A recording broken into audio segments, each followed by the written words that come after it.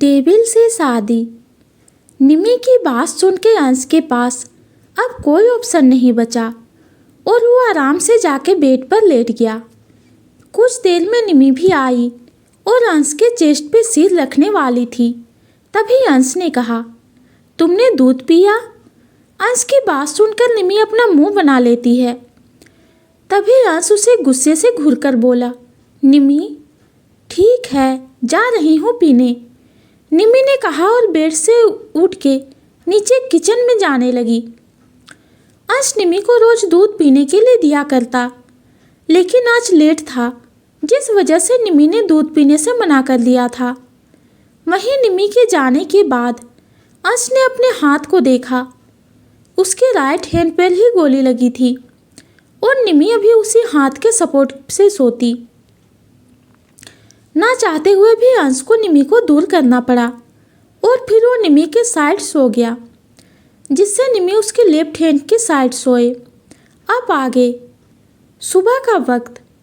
अदिति जल्दी जाग चुकी थी और निमी उसे दूध पिला के अंश के पास आई, जो अभी भी सो रहा था। निमी ने यह देख घड़ी में टाइम देखा, जो सुबह के 6 बजने का इशारा कर रही थी, लेकिन अंश अभी तक नहीं उठा था। ऐसा कभी नहीं हुआ कि अंश 6 बजे तक ना उठे। रात में भी अदिति के सोने के बाद भी अंश एक ही बार उठा था, जबकि पहले अंश जब भी अदिति रोती वो जाग जाती, तब अंश ही निमी को जगाता था। निमी अदिति को लेकर अंश के पास आई और बोली, अंश सुबह हो गई है, उठिए। निमी 1-2 बार अंश को आवाज़ लगाती है, उसके बाद थोड़ी तेज आवाज़ में बोली। तब जाकर कहीं अंश उठा और नींद भरी आंखों से निमी को देखकर बोला, क्या हुआ निमी? आपको क्या हुआ है? सुबह हो गई है और आप उठे नहीं? ऐसा कभी नहीं हुआ, और यहाँ तक कि आज रात को भी एक ही बार उठे।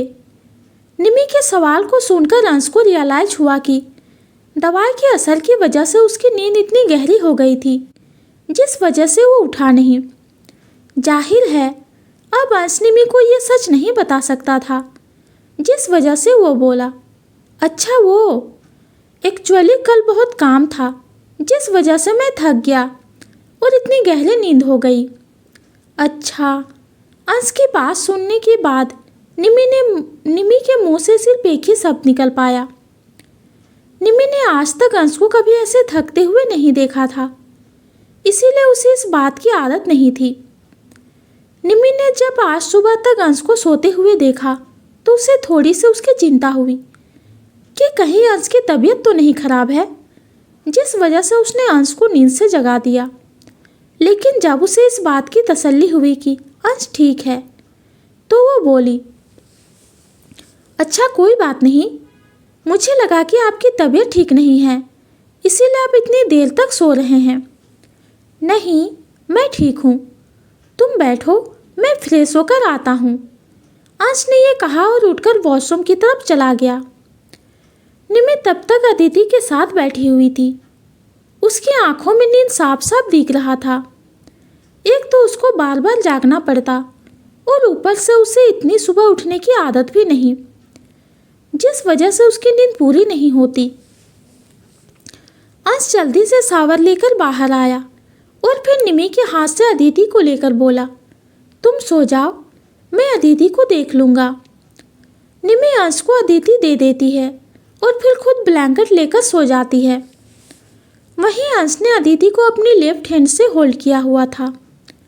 राइट हैंड में गोली लगने की वजह से उसमें अभी तक दर्द था। साथ ही उसे डर भी था कि कहीं हल्का सा भी उसका हाथ स्लिप हुआ और अदिति नीचे गिर ना जाए। अपने डैड के गोद में आते ही अदिति खुश हो गई और अपने हाथ पैर चलाने लगती है, जिसे देखकर अंश के चेहरे पर स्माइल आ गई और वो सावधानी से अदिति के साथ सोफे पर बैठ गया और उसके साथ खेलने लगा। वहीं दूसरी तरफ संदीप अपनी बाहों में ऋचा को लेकर सो रहा था। पिछले 2 दिन उस पर क्या बीती, ये बात सिर्फ और सिर्फ संदीप ही समझ सकता था। संदीप सो ही रहा था कि तभी ऋचा उठी और उसे उठाते हुए बोली, संदीप उठो, सुबह हो गई है। थोड़ी देर और सोने दो ना प्लीज, संदीप ने बच्चों के जैसे आवाज में कहा, जिसे सुनने के बाद भी ऋचा नहीं मानी। वो संदीप को जगाते हुए बोली, बिल्कुल भी नहीं, देखो सुबह हो गई है, तुम जाकर सनलाइट लो। अरे अरे यार, इतनी सुबह सुबह कौन उठता है और कौन किसी को उठाता है। मेरी बात मानो और तुम भी सो जाओ और मुझे भी सोने दो प्लीज। संदीप, अगर तुम नहीं उठे तो मैं अपने घर चली जाऊंगी। ऋचा ने जब देखा कि संदीप नहीं उठ रहा है तब उसने अपना सबसे बड़ा हथियार बाहर निकाला जो उसके घर जाने का था, जिसे सुनने के बाद हड़बड़ी में संदीप उठते हुए बोला, मैं उठ गया, तुम कहीं मत जाना। फिर कुछ देर बाद संदीप ने ऋचा को घूरकर देखा और बोला, तुम बहुत बहुत बहुत बहुत ज़्यादा बुरी हो। ऐसा भला कोई करता है क्या? हो क्या तुम्हारा? अब जाके फ्रेश हो और सनलाइट लो, तुम्हारे लिए जरूरी है। ऋचा ने संदीप की सारी बातों को इग्नोर करते हुए कहा। उन दोनों का रिश्ता भले ही बदल गया, लेकिन कुछ नहीं बदला तो उन दोनों के बीच का तू में। दोनों किसी भी बात पर लड़ने लगते और जब ऋचा को उसकी हार दिखती तब वो अपने घर जाने की बात बोल के संदीप को शांत करवा देती। संदीप फ्रेश होकर वॉशरूम से बाहर आया और गार्डन में जाकर बैठ गया। साथ ही उसके हाथ में फ़ोन था, जिसे लेकर उसने अंश को कॉल किया। कुछ देर रिंग होने के बाद अंश ने फ़ोन उठाया और बोला, हेलो। अंश की आवाज़ सुनकर संदीप ने जल्दी से कहा, तू ठीक है ना? हाँ मैं ठीक हूँ। अंश की बात सुन के संदीप ने उसे इग्नोर किया, क्योंकि वो जानता था कि अंश अगर अभी ठीक नहीं भी हुआ तो तब भी यही कहेगा, इसलिए उसकी बात को इग्नोर करना ही उसे ठीक लगा।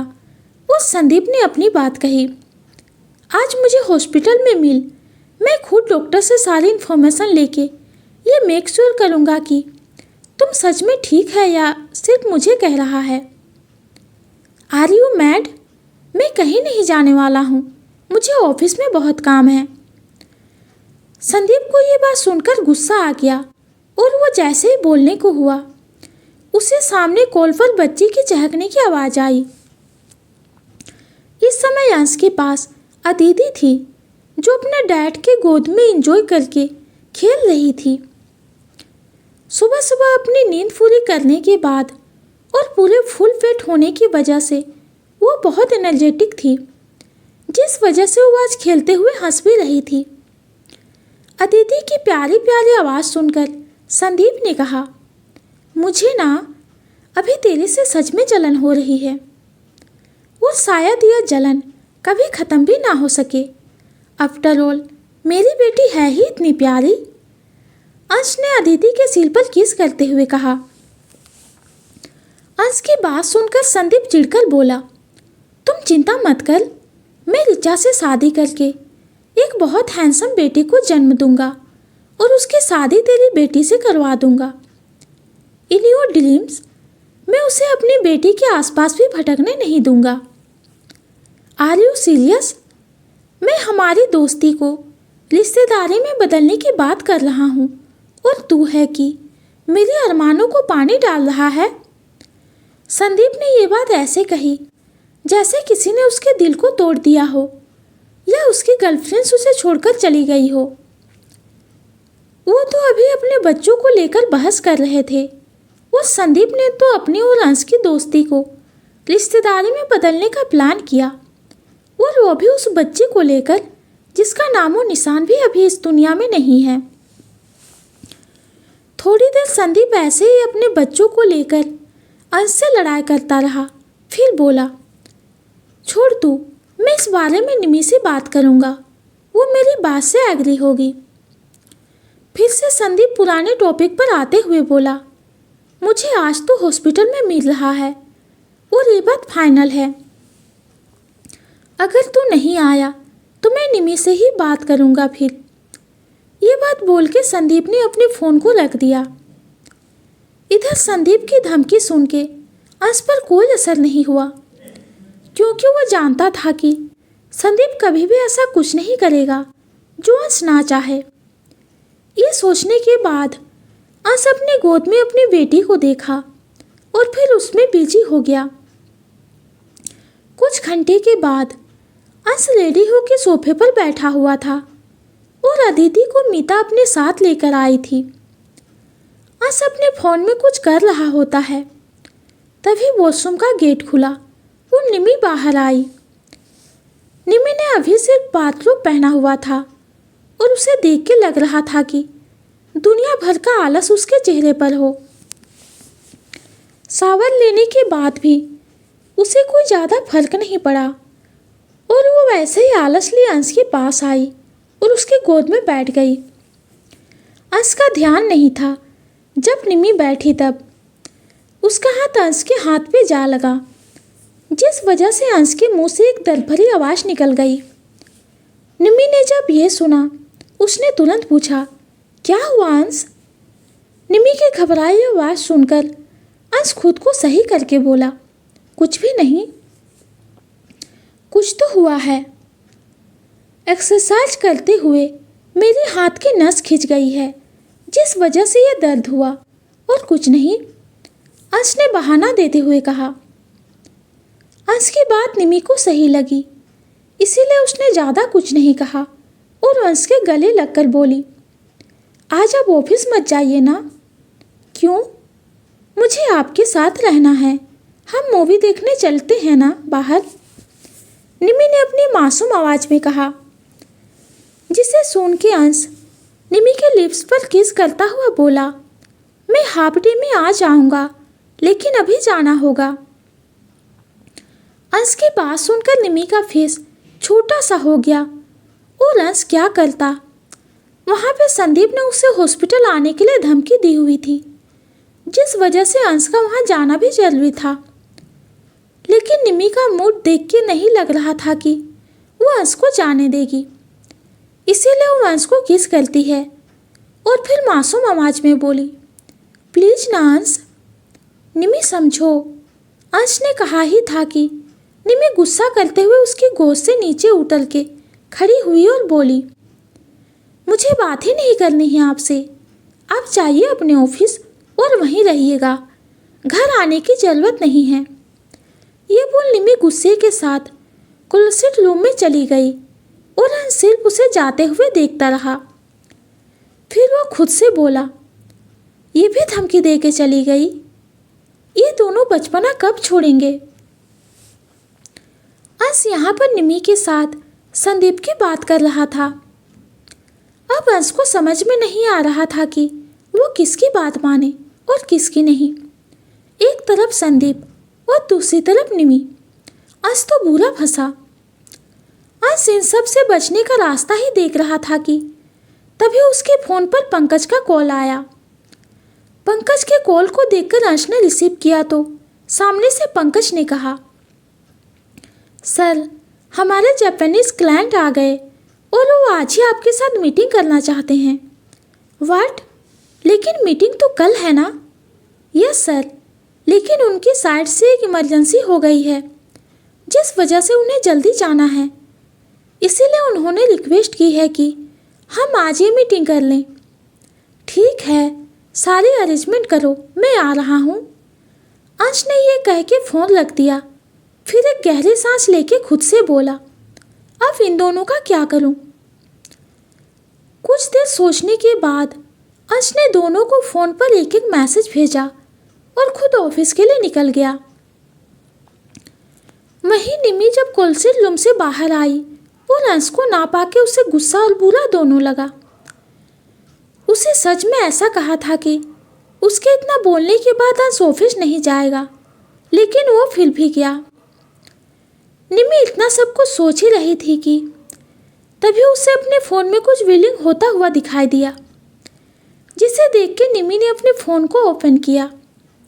उसमें एक मैसेज था जो अंश का था, निमी, आई एम सॉरी, लेकिन अभी मुझे जाना होगा, लेकिन तुम रात को रेडी रहना, हम बाहर चलेंगे। ये मैसेज देख के निमी को अच्छा लगा, क्योंकि वो समझ गई कि सच में अंश को बहुत काम होगा, जिस वजह से वो ऑफिस गया।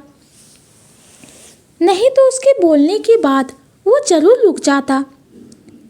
वहीं दूसरी तरफ मिता जल्दी से कॉलेज के लिए निकल रही थी, क्योंकि वो ऑलरेडी बहुत लेट हो चुकी थी। वो सुबह से ही अदिति के साथ खेल रही थी, जिस वजह से उसे टाइम का ध्यान ही नहीं रहा और वो मस्ती में खेले जा रही थी। और अब जब उसे टाइम का ध्यान आया तो वो ऑलरेडी आधा घंटा लेट थी। मिता जल्दी से रेडी हुई और कॉलेज के लिए निकल गई। मिता ने अपनी कार को कॉलेज के रास्ते पे ले जाते हुए अचानक से उसे किसी और रास्ते की तरफ मोड़ दिया और उस डायरेक्शन पे कार चलने लगी। कुछ देर बाद उसकी कार एक लैब के सामने रुकी। ये लैब वही थी जहां मिता कुछ दिन पहले आई थी। यहाँ पर उसने कुछ टेस्ट करने के लिए दिया था। मिता जल्दी से उस लैब में गई और वहाँ पर एक नर्स से बोली, हाय, मैंने एक टेस्ट के लिए कुछ सैंपल दिए थे, क्या उसका रिजल्ट आ चुका है? ये बोलते हुए मिता ने अपने बैग से एक स्लिप निकाल के उस नर्स को दिखाया। वो नर्स सब देख के बोली, जी नहीं, अभी तक तो रिजल्ट नहीं आए हैं, उन्हें कल तक का समय लग जाएगा। नर्स की बात सुन के मिता थोड़ी निराश हुई, लेकिन उसने अपनी निराशा को छुपा के कहा, अच्छा कोई बात नहीं, इट्स ओके। ये बोल मिता उस लैब से बाहर आके अपनी कार में बैठ के खुद से बोली, जिस चीज़ को जानने के लिए मैं इतनी बेचैन हो रही हूँ उसमें इतना टाइम पता नहीं क्यों लग रहा है। प्लीज़ भगवान मदद करो। मुझे पता है कि रिजल्ट क्या होने वाला है, लेकिन फिर भी एक अजीब सा डर लग रहा है। मिता ने एक विश की कि सब ठीक रहे। अक्सर लोग ये विश करते हैं ज़्यादातर समय जब हमें कुछ समझ नहीं आता, तब हम ये बोलते हैं कि बस सब ठीक रहे। यही हाल अभी मिता का था। उसे पता नहीं चल रहा था कि उसे मांगना क्या है। मिता वापस अपनी क्लास आई और क्लास अटेंड करने लगी, लेकिन उसका मन जरा सा भी क्लास पर नहीं लग रहा था। वो अपने ही किसी सोच में गुम थी। एक के बाद एक क्लास हो रही थी और मिता अपने सोच में गुम थी। वहीं दूसरी तरफ निमी अदिति के साथ ही सुबह आज उसे छोड़कर ऑफिस चला गया था, लेकिन आज ही ये वादा करके गया कि वो रात को निमी को बाहर लेकर जाएगा, जिसके बारे में सोच के निमी बहुत ज़्यादा एक्साइटेड थी, क्योंकि अदिति के होने के बाद ये पहली बार वो कहीं बाहर जा रहे थे। यहाँ तक कि प्रेगनेंसी के दौरान भी अंश निमी को ज़्यादा बाहर नहीं जाने देता और ना ही खुद उसे लेकर जाता, जिस वजह से आज बहुत समय के बाद निमी बाहर घूमने जाने वाली थी। निमी अदिति को देखकर बोली, तुम्हें पता है आज कितने टाइम के बाद अंश मुझे बाहर लेकर जा रहे हैं। पहले उन्हें हमेशा डर ही रहता कि कहीं मुझे कुछ ना हो जाए, पर अब जब तुम बाहर आ गई हो, अंश का डर भी खत्म हो गया और आज फाइनली हम बाहर जा रहे हैं। तुम अभी बहुत छोटी हो, जिस वजह से मैं तुम्हें नहीं ले जाऊंगी। तुम अपने दादी के साथ रहना। निमी ने अदिति को पुचकारते हुए कहा। निमी कुछ देर बाद अदिति को सुला के और खुद उठ के फिर से मूवी लगाकर देखने लगी। अभी निमी का टाइम टेबल कुछ ऐसा ही हो गया था। पूरे टाइम या तो वो अदिति के साथ रहती या फिर मूवी देखती, जिस वजह से वो बहुत आलसी होती जा रही थी। और कभी कभी अंश इस बात को लेकर उस पर गुस्सा भी किया करता था, लेकिन निमी पर कहाँ इस बात का असर होने वाला था। वो तो अपने ही मस्ती में रहा करती। मूवी देखते हुए ही अचानक से निमी को अंश के अजीब बिहेव के बारे में सोचने लगी, क्योंकि कल और आज उसने अंश में कुछ चेंज देखा। पहले अंश के हाथ में दर्द और फिर उसका ये बोलना कि जिम की वजह से हुआ है। उस समय तो निमी अंश की बात मान गई, लेकिन अब जब उसे ये बात सोचा तो उसे ध्यान आया कि आज अंश जिम गया ही नहीं था, वो तो उठा ही लेट था। अंश का लेट उठना भी उसे अजीब बिहेव की तरह इंडिकेट कर रहा होता है। निमी सारी बातों को सोचते हुए खुद से बोली, जरूर कोई ना कोई बात है जो अंश छुपा रहे हैं, लेकिन वो क्या बात हो सकती है? मुझे आज अंश से जानना ही होगा। निमी अब तक काफी कुछ समझ चुकी थी। वो जान चुकी थी कि अंश उससे कुछ छुपा रहा है, जिस वजह से उसने यह तय किया कि आज रात को ये बात जान के रहेगी कि आखिर अंश को क्या हुआ है। क्या कोई बात है जो अंश को परेशान किए जा रही है, या फिर कुछ और? निमी अपने सोच में थी। वहीं दूसरी तरफ अंश क्लाइंट से मीटिंग करने के बाद अपने केबिन में आया। वो देखा कि उसके केबिन में पहले से कोई है।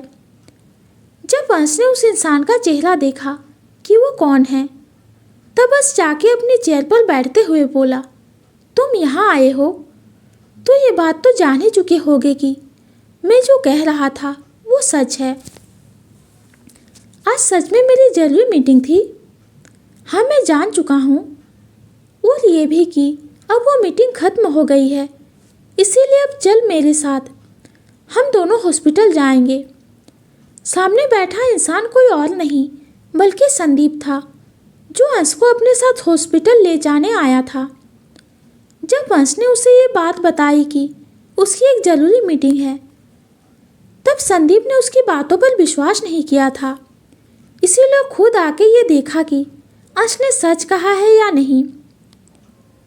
कम ऑन संदीप, अब सब ठीक है, सो रिलैक्स, कुछ नहीं होगा, अंश ने कहा। लेकिन संदीप कहाँ उसकी बात सुनने वाला था। वो उठा और अंश का हाथ पकड़ के बोला, बहुत सुन ली मैंने तेरी बकवास, अब चल मेरे साथ। ये बोल संदीप अंश को अपने साथ लेकर आया। अंश कार में था और संदीप ने खुद ही कार ड्राइव करते हुए हॉस्पिटल ले गया।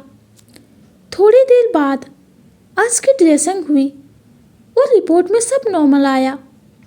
सब होने के बाद एक बार फिर संदीप और अंश कार में बैठे और संदीप ने कार ड्राइव करते हुए रेडियो ऑन किया, जिस पर सॉन्ग प्ले हुआ। यारों, दोस्ती बड़ी ही हसीन है, ये ना हो तो क्या फिर, बोलो ये जिंदगी है। सॉन्ग सुनने के बाद संदीप बोला, I like that song. Sandeep की बात सुनने के बाद भी अंश ने उसे कोई जवाब नहीं दिया। तब संदीप ने अपनी बात को बदलते हुए अंश से पूछा, वैसे जाना कहाँ है? मित्तल हाउस। ओके, संदीप ने ये कहा और अपनी कार को मित्तल हाउस की तरफ कर दिया।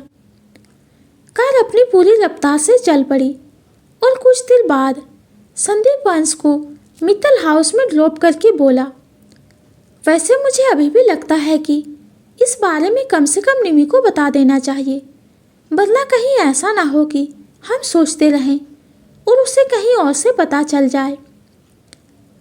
इन सब की कोई ज़रूरत नहीं है, आई कैन मैनेज, और वैसे भी चोट कुछ दिन में ठीक हो जाएगा, अंश ने अपने स्ट्रिक्ट टोन में कहा, जिसे सुन के संदीप से कुछ बोलने को नहीं हुआ और वो अपनी कार को वापस मोड़ चल दिया।